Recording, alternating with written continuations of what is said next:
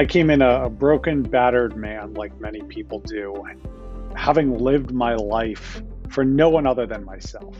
And so, this concept of having to give up control was not something I was used to. At the core of most of my fears is the fear of not being liked or accepted by other people. What that comes down to is a lack of self respect. I didn't respect myself as a person. I didn't hold myself true to those virtues and values. Being open-minded, coming into the rooms of AA, is probably the best gift you can give yourself. Welcome to the Daily Reflection Podcast with your hosts Michael L. and Lee M. On this podcast, we try to bring inspiration through interviews with members of the recovery community. We are not affiliated with any 12-step program, but you will hear them mentioned throughout the course of an interview. Today on the show, Michael H. from Philadelphia. He's got an amazing program of recovery. Before we go to the show, small favor, if you're listening on a podcast network that enables you to provide a rating or leave a comment, let us know what you think of the podcast. It's going to help us reach a wider audience and continue to improve. Enjoy the episode. Good morning, Mike. How are you doing this morning? I'm doing well, Lee. How's everything with you? Everything is great. It's March 8th. What do we have on the agenda for today? Oh, I'm excited. So I've got my good friend Mike H. from Philadelphia in the house, and he's going to be sharing on the concept of turning it over. Mike, welcome to the show. Thanks, guys. Happy to be here. Terrific. Hey, Mike, if you wouldn't mind, would you introduce yourself to the audience? Let us know who you are, what your sobriety date is, and we'll get started. Absolutely. My name's Mike. I am definitely an alcoholic. I am from Philadelphia, born and raised, never left the area, and my sober date is April 10th, 2011. Wow. Well, welcome to the show. So we normally start the show having our guest read the daily reflection. Would you do that for us, please? Absolutely. Today is March 8th, turning it over. Every man and woman who has joined AA and intends to stick has, without realizing it, made a beginning on step 3. Isn't it true that in all matters touching upon alcohol, each of them has decided to turn his or her life over to the care, protection, and guidance of Alcoholics Anonymous? Any willing newcomer feels sure AA is the only safe harbor for the foundering vessel he has become. Now, if this is not turning one's will and life over to a newfound Providence, then what is it? It's from the 12 Steps and 12 Traditions, page 35. Submission to God was the first step to my recovery. I believe our fellowship seeks a spirituality open to a new kinship with God. As I exert myself to follow the path of the steps, I sense a freedom that gives me the ability to think for myself. My addiction confined me without any release and hindered my ability to be released from my self-confinement. But AA assures me of a way to go forward. Mutual sharing, concern and caring for others is our natural gift to each other, and mine is strengthened as my attitude toward God changes. I learned to submit to God's will in my life, to have self-respect, and to keep both of these attitudes by giving away what I receive. Well, there's a lot there. How does this, as you read it, what jumps to mind for you first? There's a tremendous amount here. The first thing that comes to mind for me, and I'm fortunate to have been around for a little while and understand that the only way to keep what I've been given is to give it away. And the whole concept of giving something away was very foreign to me when I first came into the rooms of AA. I came in a broken, battered man, like many people do, having lived my life for me, for no one other than myself. And so this concept of having to give up control was not something I was used to. You know, I was raised a very type A personality, believing that I was able to control my own destiny and my own outcome. I was raised Catholic, went to Catholic school, went to Mass, did the whole church thing, the prayer thing, but it wasn't a prayer of me actually feeling a relationship with God. It was more the rote memorization and routine of it. And I stepped in the doors and I saw people that were living a life that I wanted. I saw people happy and laughing. And it was a concept that was foreign to me because for so long I tried to grasp onto any and everything to make me happy. And I absolutely love this analogy that actually my last boss talked about, which is this concept of holding sand. And you're holding sand, and the harder you squeeze the sand to try to hold on to it, the more of it that slips through your fingers. And that was how I had lived my entire life. I think about the fact that I've heard many a time we do everything we do out of either love or out of fear. And I had never in my life really understood what it meant to do something out of love. This sort of love that's reciprocal and that God has for me, that God has for everyone who is willing to do something that sounds simple but is not. And that is this idea of turning over my will and my life to the care of Him. So, Mike, tell me a little bit about what was happening that brought you into the rooms of AA. I consider myself fortunate to have been a bit of a high bottom drunk in that my my last demise, my last run was a pure emotional bottom. I had recently, actually almost 10 years ago to the day, had neck surgery and relapsed on what was my drug of choice at the time. And it took me into a couple weeks of just turmoil, trying to go back to living on my own. I was a senior in college. I had no direction. I didn't know what I wanted to do after school. And a few weeks later, it was a Saturday night. I was getting ready to go to my job where I moonlit as a DJ for a number of years. And ironically enough, as an aside, my DJ name was Dosage, very fitting for a drunken and alcoholic and drug addict like me. And I had this feeling, this overwhelming sensation right before I went that I didn't know who I was, that I had become this person that I was afraid of. I grew up with a next door neighbor, and I remembered seeing these guys who had ears pierced, smoking cigarettes, drinking, doing all kinds of stuff. And as a kid, I genuinely was petrified of them. I wouldn't walk around that corner if I knew they were there. And I was looking myself in the mirror, and I realized that that was exactly who I'd become. Even scarier was the fact that I didn't know who I was as a person. And I would try to continue to portray the good son, the good family member. But when I wasn't around my family, that's when I felt like my truest self. And that truest self was not the type of person I ever wanted to be. So what happened? What made you make a decision to do something different? I honestly couldn't tell you exactly what happened. All I know is that I'd been to an AA meeting the day before, and I had lied to who was at my time the temporary sponsor about the last time that I drank. And so I went to a meeting the next day on Sunday night in Philadelphia, the same room that I've been fortunate to call my home group for morning meetings and other meetings over the years. And in the middle of the meeting, I turned to him and I remember just looking at him and saying, Joe, I lied. The last time I used wasn't Friday, it was yesterday. And that was one of the first times, and I get the chills a little bit here thinking about it. It was one of the first times I was truly honest with another human being about something. And has your concept of a higher power of God, I mean, you had a concept as a Catholic. Has that changed over time as you've gotten into the program and worked the steps?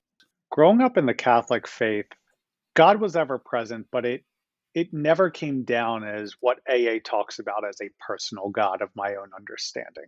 The Bible, all of the teachings, the readings, the sermons, they all portrayed kind of the same version of God.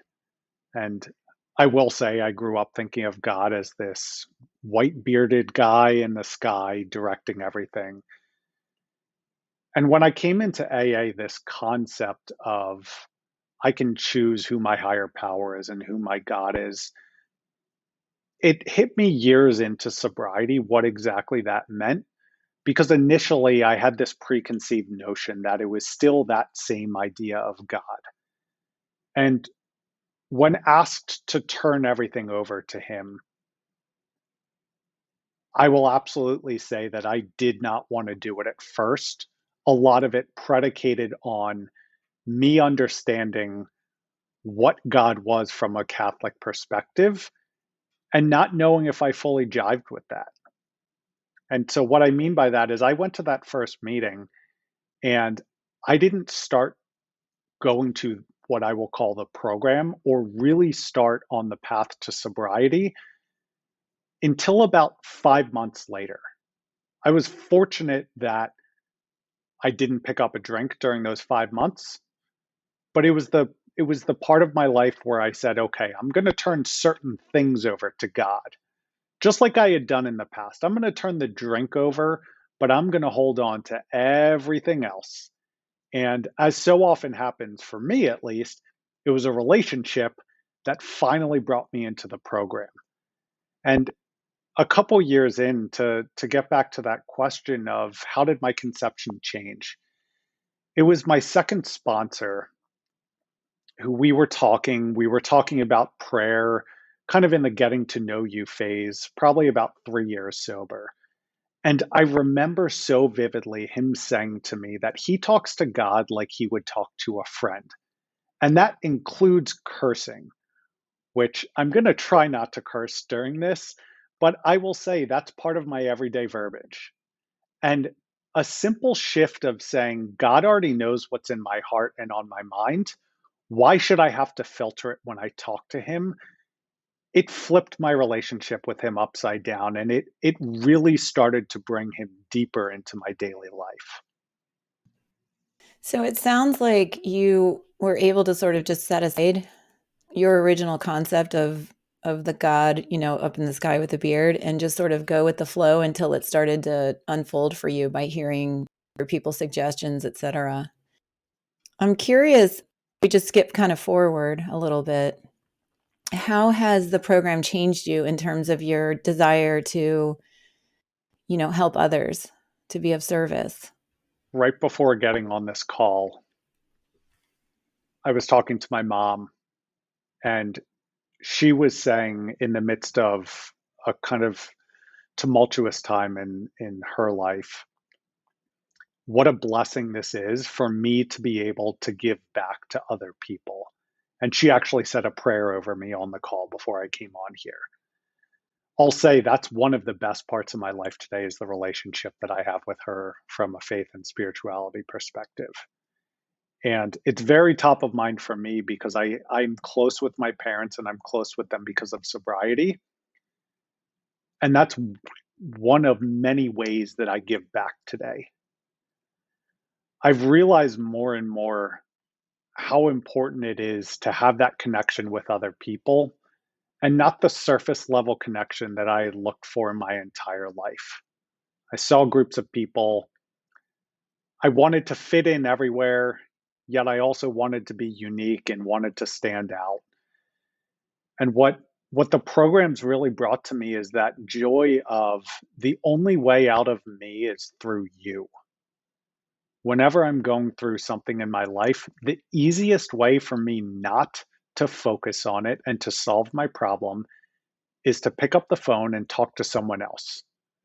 Either they've been through something similar and can lend advice, or more often than not, they're going through something in their life and it's happenstance that another alcoholic picked up the phone and called them at the exact time that they probably needed to pick up the phone and call someone themselves, but they chose not to. I've always looked at my sobriety as something that I don't want to do for just me, but I really want to do it for a much larger reason. And the principles that we talk about in this program, how I can apply them as the big book and literature says, to all aspects of my life. One of the biggest areas that I've really come to love is the entire space of mental health. I'll say it was very fortuitous, the circumstances, but I decided to sign up and become a volunteer crisis counselor for an online organization right before the whole pandemic hit. And wouldn't you know, a global pandemic is going to get a lot more people texting into a crisis line. And I look at that as just one of the ways where I'll say I've encountered people who, while I won't label them an alcoholic, they have self identified on there as potential alcoholics. And what a blessing and gift to be able to talk to someone and help them understand what it means to come into a program like this. What a gift to have gone through almost a decade of sobriety and to recognize that, wow, I have value today. And my value is so much in the experiences that I've been through, especially the negative ones I've been through. I don't have the experience of winning the lottery, so I'm not going to be able to help someone who won the lottery. But I have the experience of going through a breakup, of searching for meaning and purpose in my work and outside of work. And these are things that humans more broadly, I feel they all go through. We all suffer from commonalities. As alcoholics, what we suffer from is the fact that we had a spiritual malady, a spiritual deficiency, and the solution to it was God. Alcohol was but a symptom of that. I picked up the drink because I didn't want to have to think. And it generally was bad things happening in my life that drove me to pick up the drink, not the good. And so having that ability to help another alcoholic understand you don't have to turn to a drink when things are going wrong in your life has just been a tremendous blessing. I can see that. And I've experienced that as well. So in the reflection, it talks about learning to submit to God's will in your life, to have self-respect. Tell me what that means to you. When I was growing up, this idea of wanting to fit in everywhere, I think of myself almost like I was like Gumby. I would bend everything, including what I had held true as my core principles, to try to mold myself to fit that group and get people to like me. At the core of most of my fears is the fear of not being liked or accepted by other people. What that comes down to is a lack of self respect. I didn't respect myself as a person. I didn't hold myself true to those virtues and values that I thought I did. The first part of that, submitting to his will, I wanted to control all of those elements. I wanted to control the outcomes of every single action. And what I've come to realize is the fact that I don't have all the answers and I don't need to know them. And that's what faith summed up to me is. It's the belief that things are happening for a reason, especially when I don't know what that reason is, and having the willingness to say, I'm going to choose to see the positivity in this instead of letting it completely beat me down. And where that ties into the self respect is the fact that I don't have to sacrifice my core principles today. I can accept, and acceptance is a big thing for an alcoholic. I can accept that God has a reason for something happening, and I am in exactly the place I need to be at this moment. How long did it take you to get to that place? Because I think when we're out in the world of drinking and drugging and using lots of different things to sort of anesthetize ourselves, the last thing we can do is accept that we're exactly where we're supposed to be. How did you get there? It's a daily practice. It's something that no matter how much time I have, I don't think I'm ever going to be in a comfortable place where I feel like everything is rosy, because there are those ups and downs. And one of my favorite lines in the big book is, just to the extent that we do as we think he would have us, does he enable us to match calamity with serenity? That really speaks to how I'm able to give up that control and submit to his will, to accept that. You mentioned it. I would do anything to numb those feelings and those thoughts. I would try to run away from them, or I would take them and try to internalize it and dig so deep into it that I go down some rabbit hole, rather than recognizing I am not necessarily those thoughts. Things are going to come into my mind. Things are going to leave my mind. The principle of not regretting the past or wishing to shut the door on it. I can easily get swept up in staying on history, in extrapolating out into the future, instead of sitting here and saying, while this feels uncomfortable, it's okay to feel uncomfortable. Sobriety didn't promise me a life of pure bliss and joy. It promised me a life that I would be able to live and manage. And sometimes just getting back to baseline is more than enough. It's a beautiful thing.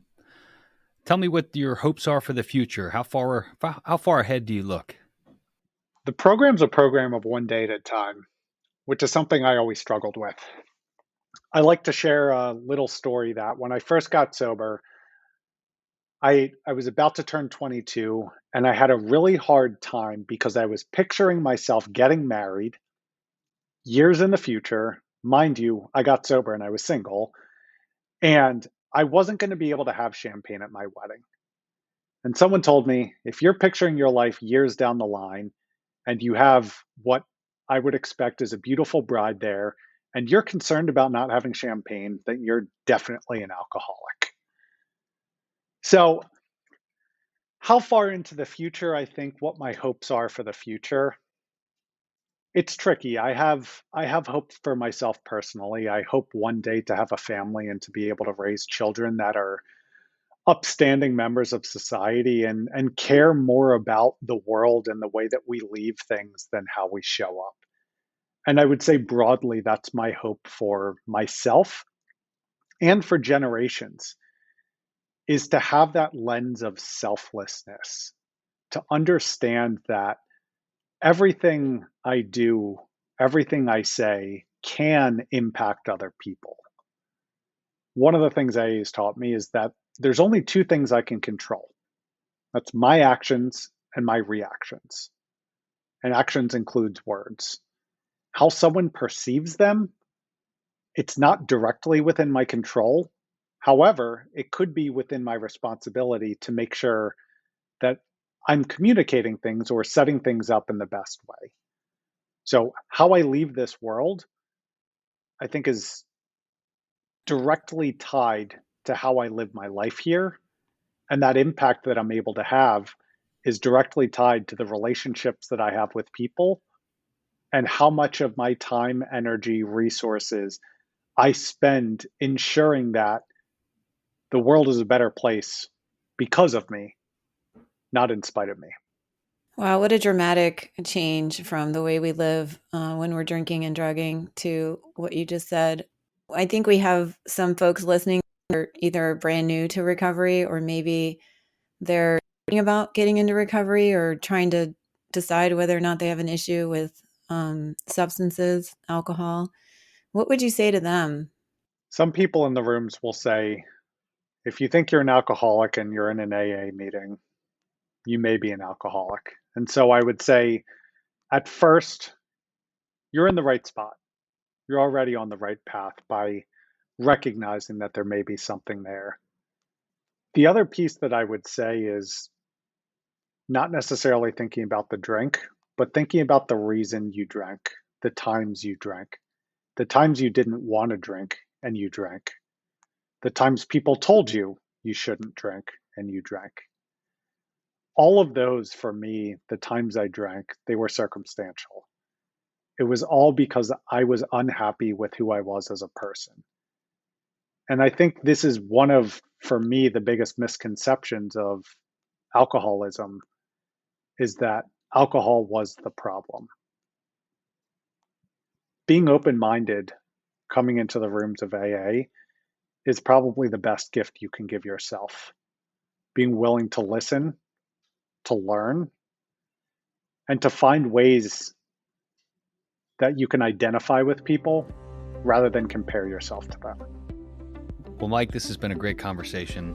I'm so glad you took the time to talk with us. Is there anything else you'd like to tell the audience before we wrap up?